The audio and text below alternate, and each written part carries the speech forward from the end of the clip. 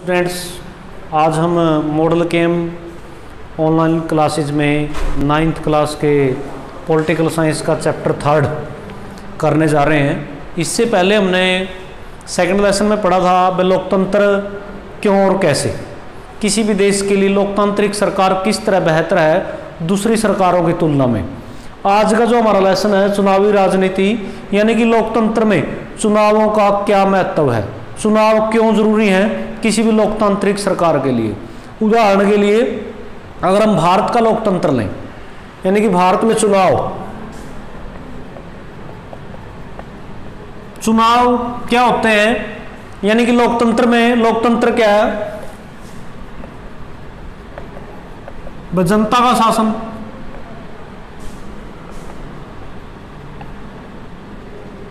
जनता का शासन, और जनता जब अपने प्रतिनिधियों को खुद चुनकर भेजती है, उसको जो चुनने का जो सिस्टम है उसको चुनाव बोला जाता है। वह जो अपने प्रतिनिधि जो चुनने का सिस्टम है उसको चुनाव बोला जाता है। और भारत में तीनों जो हमारे सरकार के अंग है, या कह सकते हैं केंद्र सरकार, राज्य सरकार और स्थानीय सरकार, इन सब का चुनाव जनता द्वारा किया जाता है, जनता के माध्यम से। अगर हम दूसरी सरकारों का जिक्र करें जहां तानाशाही सरकार है या राजा महाराजाओं के शासन होते हैं, उन सभी शासनों की तुलना में जो है लोकतांत्रिक जो चुनावी प्रक्रिया है उसको जो है मजबूत बनाया गया है, या कह सकते हैं कि बेहतर समझा गया है। क्यों? मान लीजिए भारत जब 1947 में आज़ाद हुआ, भारत के सामने अनेक प्रकार की समस्याएं थी। भारत जैसे बड़े देश में अनेक विविधताएं थी भाई, यहाँ पर अनेक प्रकार की जातियों के लोग, धर्मों के लोग, भाषा बोलने वाले लोग हैं, जनसंख्या भारत की ज़्यादा है। इस देश को चलाने के लिए, इतनी बड़ी विविधता होते हुए देश को चलाने के लिए एक ऐसे सिस्टम की जरूरत थी जो भविष्य में फिर कोई जो है भारत को गुलाम ना बना सके। ऐसा सिस्टम जो है शुरू करना था सरकार का, जिससे हमारा जो लोकतांत्रिक शासन को अपनाया गया। और लोकतंत्र में जनता जो अपने प्रतिनिधियों को चुनती है, और जो प्रतिनिधि चुने जाते हैं वो सरकार चलाते हैं, आगे देश के लिए कानून बनाते हैं। इसमें लोगों को अनेक प्रकार के अधिकार दिए जाते हैं, जैसे सरकार के खिलाफ करने का अधिकार है या विपक्ष की भूमिका है। चुनाव एक ऐसा सिस्टम है जिसमें मान लीजिए हम हरियाणा में है, हरियाणा में 90 विधानसभा क्षेत्र है, विधानसभा क्षेत्र है 90, पूरे हरियाणा को 90 विधानसभा क्षेत्रों में बांट दिया गया है। लगभग 45 से अधिक जो सीटें प्राप्त करेगा वो सरकार बनाएगा।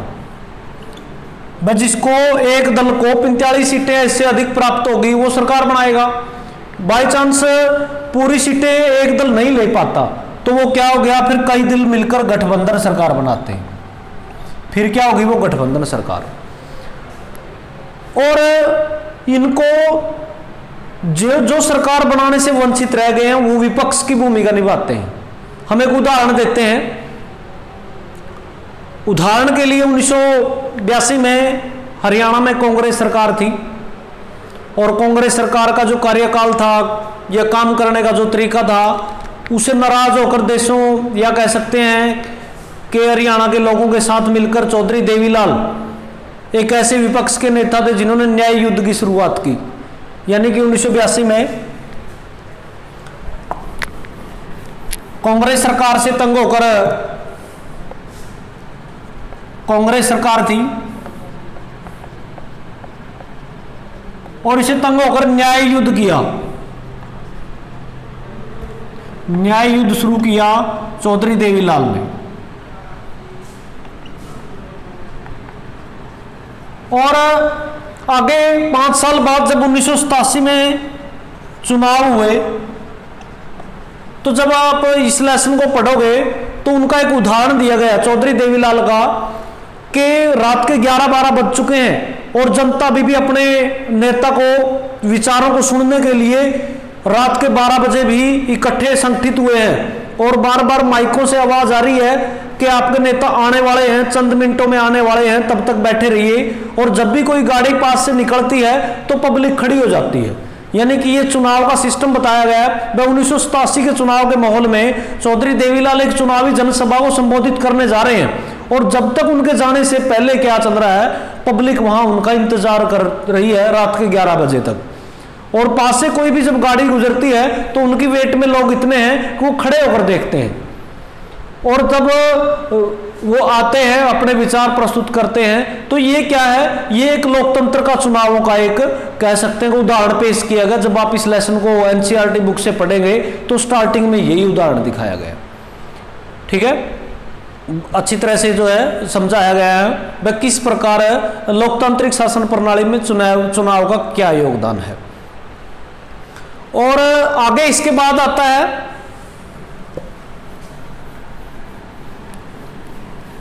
भाई, ये तो हमने पढ़ लिया भाई चुनाव की जरूरत क्यों है, भाई चुनाव क्यों जरूरी है।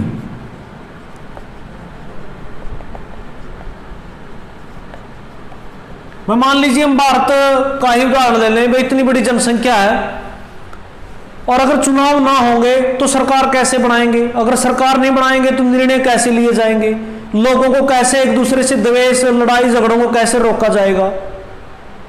ठीक है, भाई मान लीजिए अब सरकार क्या करती है, संविधान बनाया, लोकतांत्रिक सरकार ने संविधान बना दिया। जब इन संविधान में क्या कानून लिखे गए हैं, और कानूनों को रक्षा कौन करती है, न्यायपालिका, और बनाती कौन है, विधानपालिका। विधानपालिका बनाती है और कार्यपालिका लागू करती है। विधानपालिका कानून बनाती है, कार्यपालिका उसको लागू करती है, न्यायपालिका उसकी रक्षा करती है। और जो संविधान में कानून लिखे गए हैं उनकी रक्षा करने का उत्तरदायित्व किसका, न्यायपालिका। अगर कोई कानून को तोड़ता है, चाहे भारत का एक अमीर व्यक्ति हो या एक गरीब व्यक्ति हो, कानून को तोड़ने की सजा दोनों को बराबर है, दोनों को लिए सजा का समान प्रावधान है। ये नहीं है भाई गरीब ने कानून तोड़ दिया उसके लिए छूट, नहीं। कोई किसी धर्म जाति का हो, मजहब का हो, कोई भाषा बोलता हो, देश के लिए कानून बराबर है। वो कैसे वो किए गए, जब हमने लोकतंत्र को अपनाया, जब हमने लोकतंत्र को अपनाया तब संभव हुआ। अगर भारत में लोकतंत्र नहीं होता, ना तो कानून होते, ना संविधान होता, ना लोग कानूनों पर चल पाते। यहाँ किसी न किसी कह सकते हैं कि भारत अब भी गुलाम की स्थिति में होता अगर यहाँ भारत लोकतांत्रिक शासन को नहीं अपनाता। ठीक है, तो किसी भी लोकतांत्रिक देश में कानूनों का होना जरूरी है, और उन कानूनों को मानने के लिए, मनाने के लिए ऊपर जो है न्यायपालिका प्रचलित की जाती है, जिनके आधार पर जो है कानून की रक्षा की जाती है। तो इस प्रकार चुनाव में क्या होता है, भारत में सार्वभौमिक वयस्क मताधिकार है, वयस्क मताधिकार है सार्वभौमिक। इसमें 18 वर्ष की आयु का या इससे अधिक, वह जो भारत का नागरिक है जो 18 वर्ष है या इससे अधिक है, उनको वोट डालने का अधिकार है। चाहे वह किसी धर्म का हो, किसी मजहब का हो, या किसी कैसी भाषा बोलता हो, अमीर हो, गरीब हो, स्त्री हो, पुरुष हो, कोई पाबंदी नहीं है। जिनकी उम्र 18 या इससे अधिक है सभी को वोट डालने का अधिकार है। ये सार्वभौमिक वयस्क मताधिकार है। और ये जो 18 वर्ष से अधिक आयु के नागरिक जो भारत के हैं वो क्या बनाते हैं, सरकार का निर्माण करते हैं, सरकार का निर्माण करते हैं, अपने प्रतिनिधि चुनते हैं, प्रतिनिधियों का चुनाव करते हैं, और वो सरकार चलाते हैं। जो प्रतिनिधि चुनकर भेजते हैं हम, वो सरकार चलाते हैं। मान लीजिए उदाहरण के लिए केंद्र सरकार के लिए हम लोकसभा का चुनाव होता है, केंद्र सरकार के लिए लोकसभा का चुनाव होता है। पूरे भारत को 543 सीटों में बांट दिया जाता है। जिसको ज्यादा सीटें मिलेंगी वो क्या है, सरकार बनाएगा। जिसको 543, जिस दल को, जिस राजनीतिक पार्टी को 543 में से ज्यादा सीटें मिलेंगी वो सरकार बनाएगा। उदाहरण के लिए एट प्रेजेंट वर्तमान में भाजपा यानी कि भारतीय जनता पार्टी की केंद्र में सरकार है, प्रधानमंत्री नरेंद्र मोदी की अध्यक्षता में, उनको जो है लगभग 400 के आसपास सीटें मिली हैं। 543 में से लगभग 400 सीटें मिली हैं, तब जाकर उनकी जो है सरकार बनी है।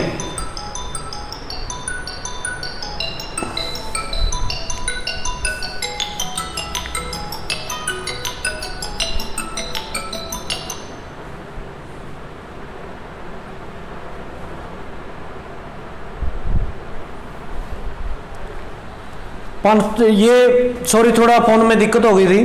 543 सीटों में से 400 सीटें जो हैं भारतीय जनता पार्टी को मिली है, तब जाकर वो केंद्र में सरकार बना पाए हैं। अगर यहाँ पर किसी भी को पूर्ण बहुमत प्राप्त ना, 543 में से लगभग 50% सीटें जरूरी हैं, अगर ये 50% सीटें ना मिले तो फिर गठबंधन सरकार होती है।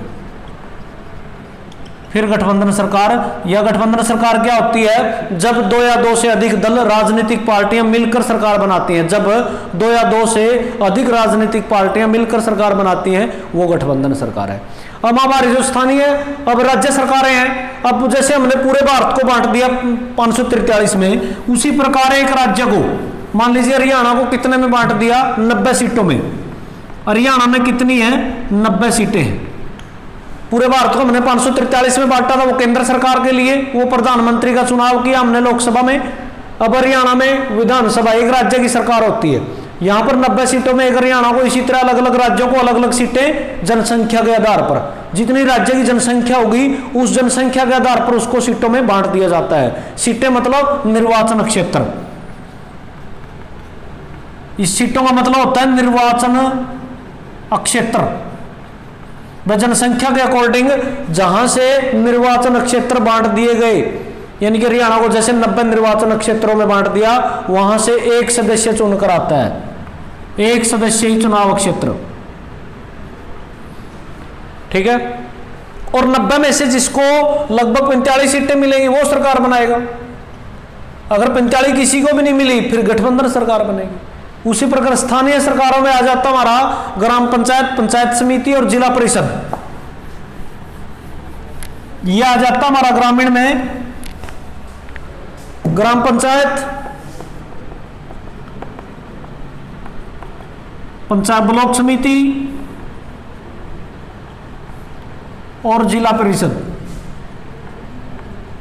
ये हमारी स्थानीय सरकार है। और जनता यानी कि पब्लिक, जिसको 18 वर्ष से वही है जिसको वोट डालने का अधिकार है, वो सरपंच का चुनाव करते हैं, ब्लॉक समिति के मेंबर का चुनाव करते हैं और जिला परिषद का चुनाव करते हैं, ठीक है। इसी प्रकार आगे है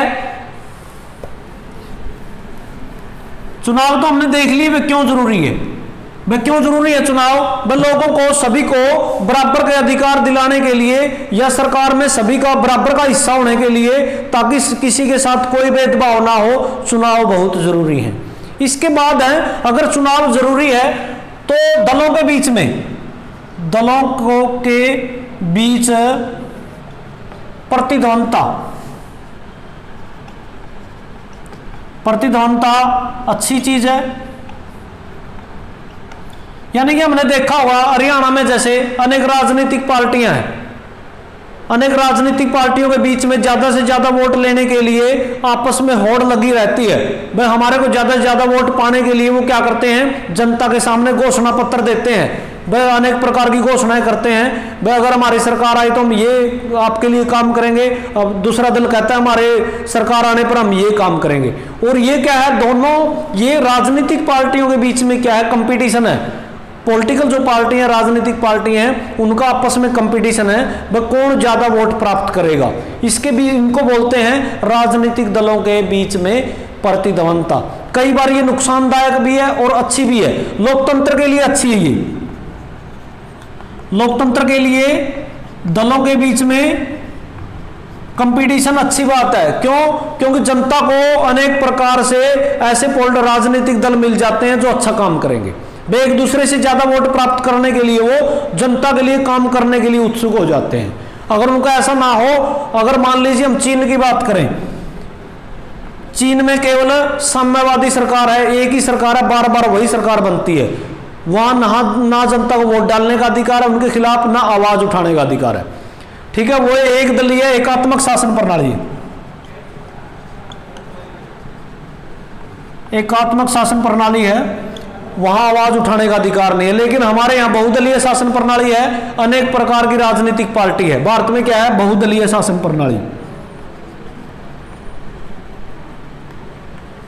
बहुदलीय का मतलब यहां अनेक राजनीतिक पार्टियां, कोई लिमिट नहीं है भारत में कितनी राजनीतिक पार्टियां हैं, सभी को चुनाव लड़ने का अधिकार है।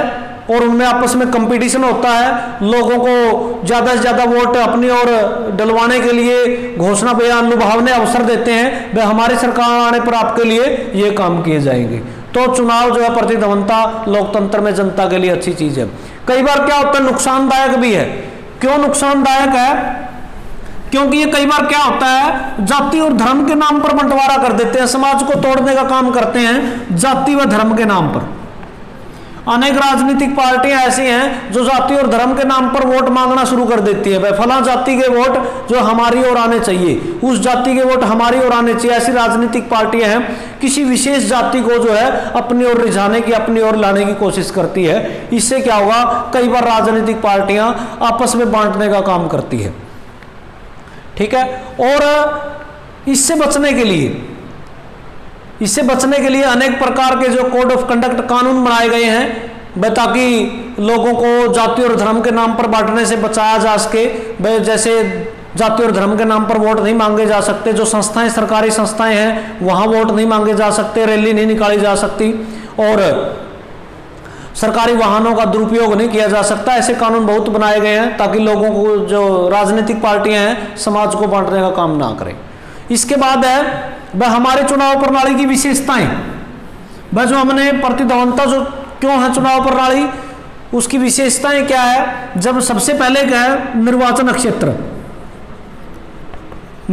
क्षेत्र वह पूरे भारत को जैसे निर्वाचन क्षेत्रों में बांट दिया जाता है। मान लीजिए लोकसभा में भारत को 543 निर्वाचन क्षेत्रों में बांट दिया जाता है।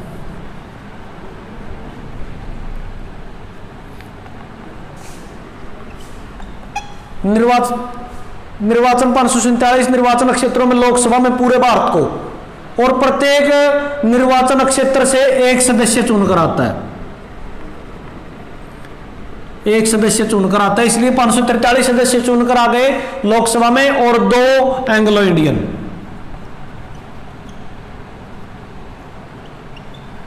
इंडियन है। इसको हम नेक्स्ट क्लास में पढ़ेंगे एंग्लो इंडियन को। और 545 सदस्य जो लोकसभा के हो गए, 545 में से जिसको ज्यादा सीटें आएंगी वो उस राजनीतिक पार्टी को जो है सरकार बनाने का अधिकार होगा। इसके बाद निर्वाचन क्षेत्र आरक्षित निर्वाचन क्षेत्र, यानी कि हमारे देश में कुछ ऐसे पिछड़े वर्ग हैं, पिछड़ी जातियां हैं, जिनको ऊपर उठाने के लिए, विकास करने के लिए उनको निर्वाचन क्षेत्र अलग से दिए गए हैं। वहां केवल पिछड़ी जाति के लोग ही चुनाव लड़ सकते हैं। जैसे 84 सीटें आरक्षित वर्ग के लिए, यहां केवल आरक्षित वर्ग ही चुनाव लड़ सकता है, और 47 सीटों पर आरक्षित जनजाति, यहां केवल, यानी कि आरक्षित जातियां और जनजातियां बांटी गई हैं। केवल लोकसभा में 84 स्थानों पर आरक्षित जातियों के लोग चुनाव लड़ सकते हैं, और 47 पर आरक्षित जनजातियों के लोग। इस प्रकार जो पिछड़े लोगों को भी, या कह सकते पिछड़ी जातियों को भी ऊपर उठाने के लिए विशेष मौका दिया गया भारत में। इसके बाद आता है मतदाता सूची। मतदाता चुनाव से पहले मतदाता सूची तैयार कर ली जाती है, और मतदाता सूची में उन्हीं का नाम होता है 18 वर्ष से अधिक आयु के लोग, यानी कि जो भारत के नागरिक 18 वर्ष से अधिक आयु पूरी कर चुका है, अमीर हो, गरीब हो, स्त्री हो, पुरुष हो, कोई भी हो, उसको वोट डालने का अधिकार है। और उसको एक मतदाता सूची, मतदाता कौन होता है, जो वोट डालेगा वो मतदाता है, उसका नाम मतदाता सूची में होना जरूरी है, तभी जाकर वोट के लिए वो कह सकते हैं कि अप्लाई कर सकता है। मतदाता सूची में उन्हीं के नाम होंगे जिनको वोट डालने का अधिकार होगा। इसके बाद है उम्मीदवार का नामांकन। मतदाता सूची के बाद एक चुनाव की डेट फिक्स कर दी जाती है, उससे पहले एक लिमिट डेट फिक्स कर दी जाती है, इससे पहले नामांकन भरने हैं। जो व्यक्ति चुनाव लड़ना चाहता है, जो भारत का नागरिक चुनाव लड़ना चाहता है, उसको एक निश्चित डेट में नामांकन भरना पड़ेगा, अपना नाम दाखिल करना पड़ेगा, अपनी सारी जो है डिटेल देनी पड़ेगी सरकार को, और फिर एक डेट आती है नाम वापिस लेने की। उससे पहले आप अपना नाम वापस ले सकते हैं। बाई चांस आप चुनाव ना लड़ना चाहते हो और उससे पहले आप अपना नाम वापस ले सकते हैं और एक डेट आती है नामांकन जमा करवाने की। इसके बाद चुनाव होते हैं, चुनाव अभियान आता है। वह चुनाव से पहले कुछ समय ऐसा दिया जाता है, वह सभी राजनीतिक पार्टियों को चुनाव अभियान करने का मौका दिया जाता है। आपने देखा होगा गांव में, शहरों में जो अनेक प्रकार की लाउड स्पीकर लगी हुई गाड़ियां अनेक राजनीतिक दलों की कह सकते हैं कि वोट डालने के लिए प्रेरित करती हैं। भाई ये चुनाव निशान है, ये आप इसको वोट डालिए, ये घोषणा पत्र लोगों के सामने प्रस्तुत करते हैं, वह हमारी सरकार आने पर ये घोषणा पूरी की जाएंगी। तो ये सारे क्या है, चुनाव अभियान है। अनेक रैलियां निकाली जाती हैं, डोर टू डोर वोट मांगे जाते हैं, पर्चे, झंडे, पोस्टर लगाए जाते हैं, वो सारे चुनाव अभियान में आते हैं। और इसके बाद चुनाव होते हैं। चुनाव में किसी सरकारी स्कूल या गांव में या शहर में जो सरकारी स्कूल है या और स्कूल है उनमें वोट डालने के लिए कह सकते हैं कि जो नागरिक है उनको जाना पड़ता है और अपने जिस भी राजनीतिक पार्टी को आपको वोट डालना है वहां आप डाल सकते हैं। गुप्त मतदान, गुप्त मतदान के द्वारा, गुप्त मतदान क्या होता है, वह भारत में क्या है, गुप्त मतदान है।